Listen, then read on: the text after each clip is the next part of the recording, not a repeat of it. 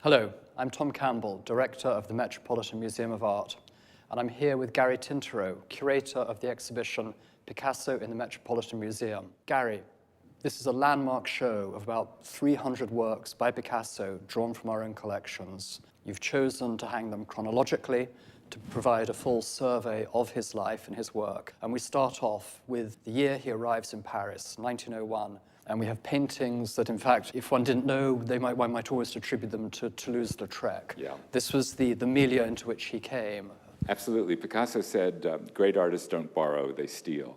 And Picasso was like a magpie, and wherever he went, he had an incredible instinct for knowing what was hot at that moment and what style in which to work. And when he arrived in Paris at the height of the Art Nouveau poster-making period with Jules Chéret and Toulouse-Lautrec, the visual landscape of Paris were all those great posters, and the nightlife of Montmartre was this compelling subject matter.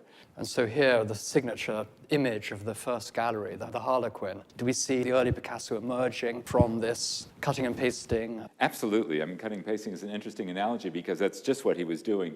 And what's so fascinating about this, because of our work on other exhibitions and projects, we're able to know quite precisely what Picasso saw before he made this picture. So when you look at the floral background, it might remind you of our La Berceuse by Van Gogh in the Annenberg collection hanging here at the Met. That's right, Rich. Yep.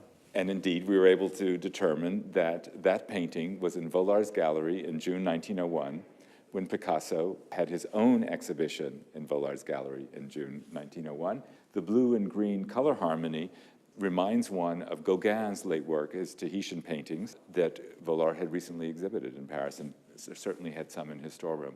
So he knew how to make a compelling image, I mean, what we might call an iconic image because of its frontality, its placement. That's something that he learned early on and repeats constantly through his career. He's only 19 years old when he paints this, and it's such an extraordinary masterpiece. Now there's a gaiety, there's a vibrancy of coloration in the paintings in this gallery, which we see falling away as we go through into the next gallery, where the coloration becomes predominantly blue.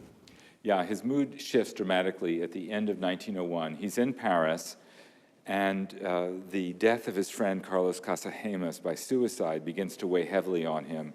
He began to paint outcasts, the marginalized. He himself seemed to develop a morbid fear of blindness, which was the typical result of promiscuity in those days, syphilis. He frequented an asylum for women near Montmartre called Saint-Lazare, which was a public hospital for women with venereal disease. And there he found a number of his subjects for his Blue Period pictures. Including this blind man? Yeah. This is more sacred than profane, because as you can recognize, it's the Eucharist, bread and wine, and this poor man, but he's blind. To me, it's a fantastic painting because of its secular scene, which is a marginal man, an outcast, what we would call a homeless person today, infused with the spectral light of El Greco, giving us a timeless scene about Christian symbolism. Now, I know you've done a lot of research with infrared and X-rays. Do we know in the painting process, was this an image that Picasso arrived at early, or was this a kind of a labored image that, there was much experimentation? Yeah, dramatic discovery here was an entire painting underneath, which is a crouching nude from the Blue Period, which is visible in a famous painting by Picasso called La Vie in the Cleveland Museum of Art. And it shows a couple, sort of Adam and Eve-like, in Picasso's studio with two canvases visible, one on an easel, one leaning against the easel. The one leaning against this easel is the Crouching Nude, which is a painting that scholars have been looking for years, and now we know where it is. It's underneath this picture, precisely. And because he was so poor and canvas was a luxury, it was more convenient for him to paint over something that wasn't going to be sold anyway. Now, how long does this blue, this melancholy period last for? I would say it began in Paris at the end of 1901, and it continued straight through to his return to Paris from Barcelona in spring 1904. It was spring, it was Paris, things lightened up. He found a new subject, which was the itinerant acrobats, whom he paints in the Rose period, and which we have a very fine collection of. In changing his palette in this Rose period, is he reflecting contemporary thought about the symbolism of colors, or is it just an instinctive aesthetic decision? I think it's all those things. But it was a conscious aesthetic choice as well. I mean, the two were operating together. But in coming into the pink period and choosing this harmony of pink and blue, let's say, with the actor, he's developing his own color scheme that is unlike those of anyone else.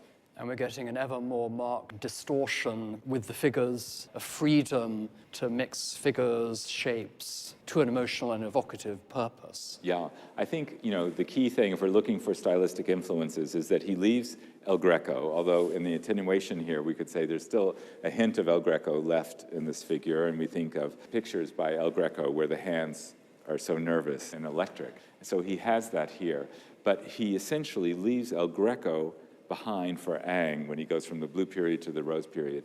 And all three of these pictures are informed by the example of Ang. So of course, the great Oedipus and the Sphinx at the Louvre, and so that's where the final gesture that he arrives at is taken straight from that picture. There, you'll recognize Bronzino's portrait of a young man with a hand on hip, which was then reworked by Ang in the Comte de Pastoret, the portrait now at the Art Institute of Chicago, which he then quotes more fully here. And he thought it was a swagger pose, as it is, and he used it in these two depictions of circus performers. So we can find resonances within our own collections here that speak to the development of Picasso's oeuvre. Absolutely. Now, to our right, we've got the famous portrait of Gertrude Stein.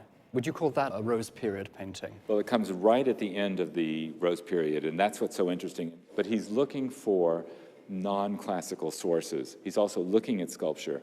The hands could be straight out of Angra. Precisely. The upper torso is going in an entirely new direction. Yeah, and that's what we see in the next room. Yeah. What's going on here? How did he get here? There are a number of things. He is introduced to African art by Henri Matisse, who brought a Congolese statue over to Gertrude Stein's apartment, and they were marveling at the carving.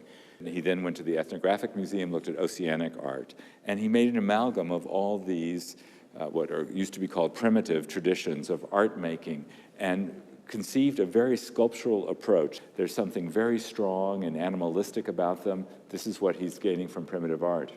We've got two very identical images here. What's happening here? That's just spectacular, because no curator would be allowed to buy two works that are so close. You would just have to choose. Do you want this one or do you want that one? But because so many of the works were given to the museum, we have the great luxury of seeing these two works, which are probably done on the same day, if not the day after. This one, I think, done first in pencil with the blue washes, and here with much stronger application of washes. Accented. Precisely. And where he begins, he looks at the figure here, he makes these wonderful arc-like shapes, and then he begins to shade in pencil where he wants to create the relief. And here, knowing just where that's going to happen, it comes out with greater sureness. There's a drawing over here in the corner you especially cherish. Standing Female Nude, 1910. I think it's the greatest Cubist drawing there is. But what I love about the drawing is this marvelous scaffold that is organic and intuitive. It's not a scaffold that an architect or an engineer would make, but we can sense the human body very strongly. Everything has been broken up into these formal elements, cubes, planes, figures. It's an exaggeration and extension of all sorts of things, but predominantly it's Cézanne right now. He's looking at late paintings by Cézanne, the way the brush strokes are applied, and the way they act like mosaics to, at a distance, assemble a picture. It also is in very good condition. Mm-hmm. How long does this go on? Picasso ends his first big flush of Cubism with the close of the war, when he's invited by Jean Cocteau and Serge Diaghilev to work on the Ballet Russe. He goes to Rome, he works on a ballet, he meets a dancer, a Russian dancer named Olga Koklova, he marries, and his life changes dramatically at that point. And I would say his art does too, and that's what we can see in the next room. Changes in what respect? He becomes neoclassical again. Having been to Italy, having gone to Herculaneum and to Pompeii, seeing those great frescoes completely changes his perception. He makes marvelous heads like this that are a direct reflection of his Italian experience. But these women are all, in one way or another, his wife Olga. These two pastels both come from Schofield Thayer, who was a remarkable American collector, very important in literary history, the first to publish T.S. Eliot and Ezra Pound in America. He had a magazine called The Dial, which was tremendously influential. And he wanted to buy works of art that he could reproduce in his magazine.